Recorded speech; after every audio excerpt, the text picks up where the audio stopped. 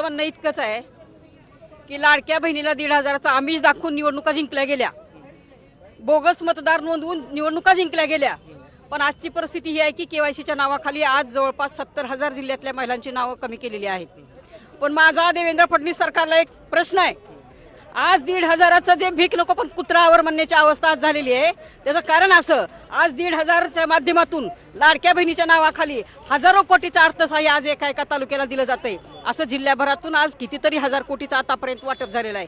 माझं म्हणणं इतकंच आहे की ह्या हजारो कोटीच्या माध्यमातून जर मोठे उद्योगधंदे ह्या जिल्ह्याच्या तालुक्याच्या ठिकाणी MIDCच्या माध्यमातून जर उभा केले गेले असते तर आमच्या घरातला भाऊ बेकार आहे, आमचा छोटा धीर बेकार आहे, आमचा छोटा मुलगा मोठा मुलगा बेकार आहे. आज ही 1,500ची खिरापत वाटण्यापेक्षा आमच्या ह्या पोरांच्या हाताला काम दिलं असतं आणि ह्या पैशाच्या माध्यमातून जर उद्योगधंदे उभा केले असते तर त्यांना कुठं रोजगार मिळाला असता आणि आज स्वाभिमानानं कष्टाच्या पैशावर जी न जगणं आज आम्हाला अभिमानास्पद वाटलं असतं.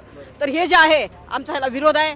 हे खोटं आमिष देणं बंद करा. तुमच्या घरातल्या पैशातून 1,500 वाटत नाहीत, शासनाच्या तिजोरीतून वाटताय हे पैसे.